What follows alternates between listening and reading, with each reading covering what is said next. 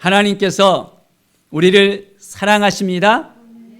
하나님이 주신 마음으로 한 걸음 한 걸음 오늘도 나아갈 때 위로부터 내려오는 놀라운 하나님의 은혜가 우리 가운데 넘쳐나게 되어집니다. 우리는 악에서 떠나야 됩니다. 악이 우리를 붙잡고 흔들지 않도록 우리의 마음을 주장할 수 있어야 됩니다. 하나님을 바라보고 하나님께 나아가는 데 있어서 우리의 연약함을 우리는 알아야 됩니다. 자, 오늘 말씀을 보면 그 위대한 왕인 다윗 왕을 보십시오. 그는 하나님 앞에 온전한 사람이었습니다. 하나님의 마음에 합한 사람이었습니다. 하나님을 사랑하고 하나님께 묻고 하나님의 뜻을 구하면서 살았던 사람입니다. 그런데 그 다윗 왕이 한순간의 그 실수로 말미암아 어떻게 됐습니까? 이제는 하나님 보시기에 악을 행하게 되어졌습니다. 왜 그런 일이 벌어졌습니까? 사람이 긴장하면서 살아가면 괜찮은데 때로는 마음이 허전하고 이제는 방심하게 될 때가 있습니다. 다윗이 오늘 말씀을 보면 어떤 상황이었냐면 그가 이스라엘 왕으로 등극하고 난 다음에 아주 그의 삶에 있어서는 하나님이 도와주셔서 전승을 계속하고 있었습니다. 승리를 하는 그런 상황이었습니다. 하나님이 도와주시니까, 함께하니까. 이제 요압 장군을 보내서 암몬 자손과의 그런 싸움 가운데서 아주 승기를 가지고 있었습니다. 그런데 다윗은 그 전쟁에 참여하지 않았었어요. 그리고 왕궁을 이제 거닐고 있었습니다. 밤에 잠이 안 오는 거예요. 그리고 난 다음에 어떻게 됐습니까? 그 밤에 아리따운 그 여인을 보고 이제는 마음이 완전히 빼앗겨 버렸습니다. 그리고 그녀가 누구인지를 알아보라 그러고 또한 이제는 마음에 흡족한 마음이 들어져서 그 여인이 유부녀인지도 알게 됐는데도 어떻게 됐습니까? 그 여인을 취하게 되어지고 그 여인의 남편을 적진 가운데서 아주 깊숙하게 들어가서 그를 죽이게 만듭니다. 그러니까 하나님 보시기에 어떻게 됐습니까? 이것은 악한 일이라고, 네가 악을 행했다고 말씀을 하고 있습니다. 자, 이제 그 악한 행동을 했던 그 다윗에게 하나님께서 나단 선지자를 보내는 거예요. 왜 보냈습니까? 다윗이 그것을 깨닫고 회개하기를 원하시는 거예요. 하나님께 돌이켜 나오기를 원하신 것입니다. 하나님은 하나님이 택한 사람을 그냥 두지 않으세요. 그냥 악한 상태로 내버려 두어서 이제는 영원히 지옥 가운데서 헤매고 살지 않도록 하나님께서는 깨우쳐 주시거든요. 우리에게도 마찬가지입니다. 우리가 잘못했을 때 하나님은 말씀하세요. 자, 그런데 오늘 어떻게 다윗에게 말씀하시는지를 한번 볼까요? 나단이 선지자가 딱 와서 당신 죄인이에요. 당신 죄를 졌어요. 왜 그따구 짓을 했어요? 하면서 호통을 치는 것이 아니었어요. 자, 이제 한 예를 듭니다. 한 성읍에 두 사람이 있었는데 한 사람은 아주 부한 사람이고 한 사람은 가난했습니다. 부한 사람은 양과 소가 힘이 많았어요. 그런데 가난한 사람은 이제 딱 암양 새끼 한 마리만 있는 거예요. 이 가난한 사람은 이 암양을 아주 진귀하게 심지어는 자기 딸처럼 아주 잘 돌봐주는 거예요. 그런데 이 부한 부자 집에 행인이 찾아왔어요. 손님 찾아오니까 이 부자가 생각하기를 자기의 양과 소를 아껴서 잡지 않고 이 가난한 사람의 이 암양 새끼를 딱 잡아서 대접을 해버리는 거예요. 자, 이것이 옳은 일입니까? 자, 이 이야기를 나단 선지자가 다윗에게 하니까 다윗 왕이 아주 분노하면서 어떻게 이런 일이 있냐고, 내가 여호와의 살아계심을 두고 맹세하노니 이 일을 행한 그 사람은 마땅히 죽어 마땅하다고. 그리고 이제 불쌍히 여기지 아니하고 이런 일을 행했으니까 그 양 새끼의 4배를 갚아줘야 된다고 아주 노하는 거예요. 자, 이 이야기를 들은 나단이 뭐라고 했을까요? 바로 이런 일을 행하는 사람이 왕이십니다. 왕의 그 죄를 그대로 이야기합니다. 하나님께서는 사울 왕의 손에서 왕을 구원해 주셨잖아요. 사울 왕이 계속해서 쫓아다니고 힘들게 하고 죽이려고 했을 때 하나님은 당신을 이제는 보살펴 주시고 보호해 주시고 끝까지 함께 해 주시고 이제는 왕이 되게 했습니다. 그런데 왕이 된 다음에 어떻게 지금 하셨어요?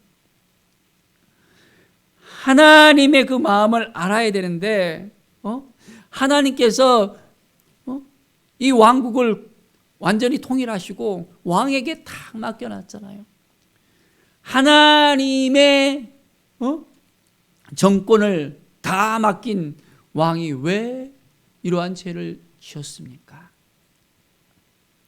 그 죄에 대해서 지적을 하는 거예요. 자, 어찌하여 내가 여호와의 말씀을 없인 여기고 나 보기에 악을 행하였느냐라고 말한 거예요.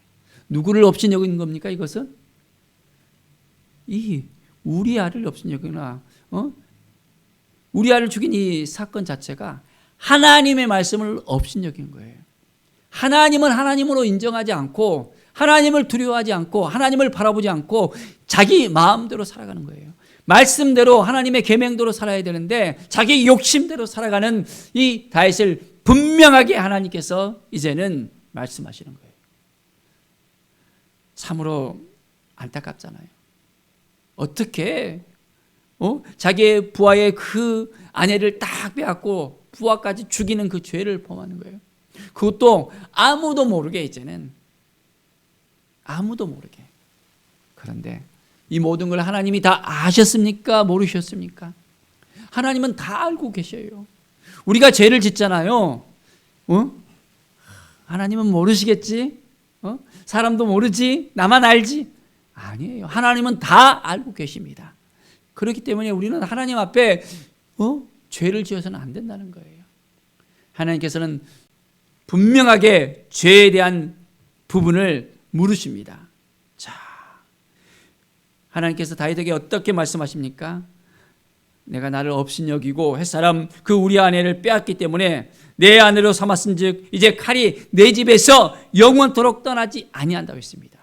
뭐가 떠나지 않는다고요? 칼이. 이제는 다윗의 집이 완전히 쑥대밭이 되는 거예요. 계속해서 전쟁이 그 가운데서 일어날 수밖에 없습니다. 하나님이 함께 하시면 평안함이 찾아오는데 하나님을 의지하지 않고 이제는 자기 마음대로 자기 생각대로 살아가니까 이제는 이런 어려움이 찾아오는 것입니다. 우리도 마찬가지입니다. 내 마음대로 살아갈 때, 내 주장대로 살아갈 때 하나님의 말씀을 없인 여기고 하나님을 바라보지 않고 살아가면 우리도 이러한 일이 생길 수 있다는 것을 우리가 알아야 됩니다. 그렇기 때문에 우리는 이제는 깨어 있어야 됩니다. 항상 하나님 어떻게 하는 것이 하나님이 우리에게 주신 마음입니까? 하나님 어떻게 해야지 하나님께서 기뻐하시겠습니까? 하나님 앞에 한 걸음 한 걸음 나가면서 하나님의 온전한 뜻이 무엇인지를 묻고 나가는 그 삶을 살아야 됩니다. 자, 이제 하나님께서 계속해서 말씀하십니다. 이제는 너와 내 집에 재앙이 있을 것이라는 거예요. 어떤 재앙이 있습니까? 내가 내 눈앞에서 이제는 아내를 빼앗아 내 이웃에게 준다고 말씀합니다. 내 아내들과 더불어 그 사람이 백주에 동침하게 된다는 거예요. 너는 밤에 아무도 모르게 그 여인을 이제는 취했지만은 이제는 너의 아내는 아내가 아니라 아내들입니다. 후궁들은 이제 어떻게 된다고요? 백주에 대낮에 이제는 동침하는 것을 모두가 다 알게 한다는 거예요. 얼마나 창피한 일입니까? 그 죄에 대해서 모르니까, 그 죄를 드러나니까 완전히 이제는 그 집안이 쑥대밭이 돼버리는 거예요. 자, 다음에 어떤 일이 벌어졌을까요? 백주에 동침한 일이 이웃이 아니라 이제는 다윗의 아들로 인해서 그런 일이 벌어집니다. 다윗의 아들 압살롬이 구테타를 일으키고 다윗은 피신하고 이제는 다윗 왕보다 나는 더 위대한 왕이다, 나를 따르라 하면서 다윗의 그 아내들을 성벽 위에서 모든 백성들이 보는 앞에서 다 천막을 치고 이제는 동침을 해버리는 거예요. 얼마나 안타까운 일이 벌어집니까? 다윗의 그 실수로 인해서, 다윗의 그 죄로 인해서, 한 번의 그 사건을 통해서 이제는 다윗의 엄청난 힘들고 어려운 일이 그 가정 가운데 찾아오는 것을 우리는 목격할 수 있습니다. 이제 나단이 말합니다. 여호와께서도 당신의 죄를 사하셨나니. 어떻게 해요? 이제 다윗이 하나님 앞에 죄를 지었다는 것을 고백했을 때 하나님께서 그 죄에 대한 부분은 사해 주신다 했습니다.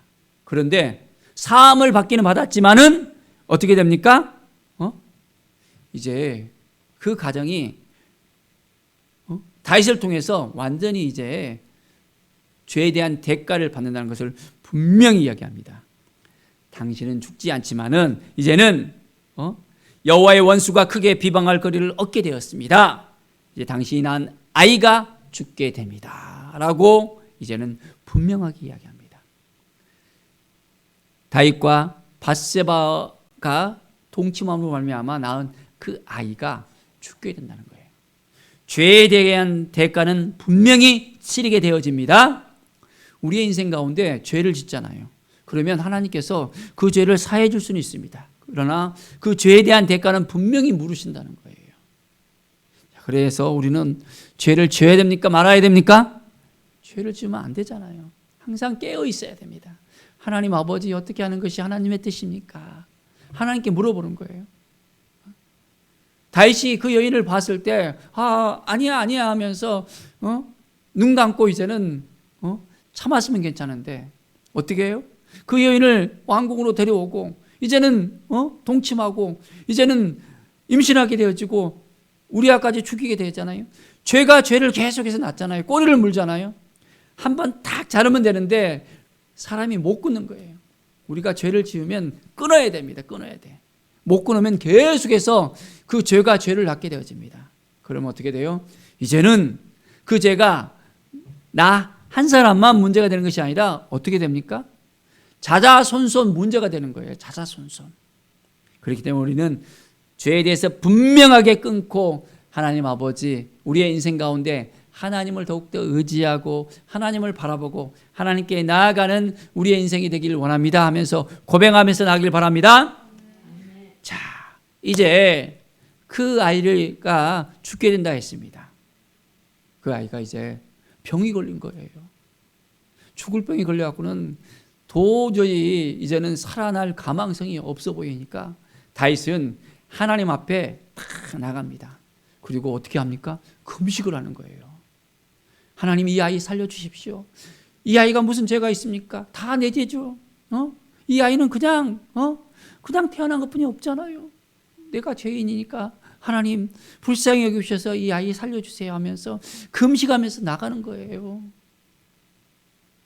그런데 주변에서 보기에 너무 안타까운 거예요. 왕이 금식하면서 이제는 정말 눈물 흘리면서 하나님께 나가니까 왕이시여, 기도하더라도 밥은 먹고 기도하세요. 다윗은 안 듣습니다. 하나님, 이 아이 살려주십시오 하면서 끝끝내 나아갑니다. 그런데 어떻게 합니까? 이 아이는 다윗의 그 죄 때문에 하나님이 말씀하신 그대로 죽는 거예요. 죽어. 자, 이 아이가 죽었다는 것을 이제 다윗은 백성들의 그 신하들의 그 수근수근한 소리를 듣고 알게 되어졌습니다. 그러니까 어떻게 해요? 다윗은 그때 딱 이제는 금식을 딱 끊고 이제는 기도를 딱 멈추고 상을 차려달라고 하는 거예요. 신하들이 의아해 생각했습니다. 아니 아이가 죽으려고 했을 때는 금식하면서 기도했더니 이제 죽었는데 더 애통하면서 해야 되지 않을까요 하면서 그 모습을 볼 거라고 생각했었는데 왕이 완전히 이제는 힘들어했을 거라는데 전혀 생각과는 딴판인 거예요. 다윗은 분명하게 이야기합니다. 내가 이렇게 기도하면 하나님이 나를 불쌍히 여겨서 이 아이를 살려줄까 생각했는데 그것이 아니기 때문에 이제는 다 내려놓고 하나님께서 인도하시는 대로 하나님께서 말씀하신 대로 내가 살겠다라고 우리 고백을 하는 거예요. 우리는 하나님께만 기도해야 됩니다. 하나님의 응답을 바라보면서 살아가야 됩니다. 그것이 그 응답이 예스일 수도 있고 노일 수도 있고 웨이트될 수 있습니다. 하나님은 우리에게 가장 최선의 것을 주시는 하나님 거예요. 최고의 것을 주시는 하나님이십니다. 그렇기 때문에 우리는 하나님을 정말 바라보면서 하나님의 그 신실함을 의지하면서 우리는 나가야 됩니다. 그러면 하나님이 우리에게 풍성함을 주시고 인도해 주십니다. 자, 이제 다윗이 어떻게 됐습니까? 그 아이를 떠나보내고 난 다음에 이제 밧세바가 많이 힘들고 어려워한 것을 보면서 그를 위로합니다. 이제 그리고 그녀의 마음을 정말 붙잡고 한 4, 5년 후에는 또 이제는 그녀와 동침했을 때 한 아이를 또한 하나님이 주시는 거예요.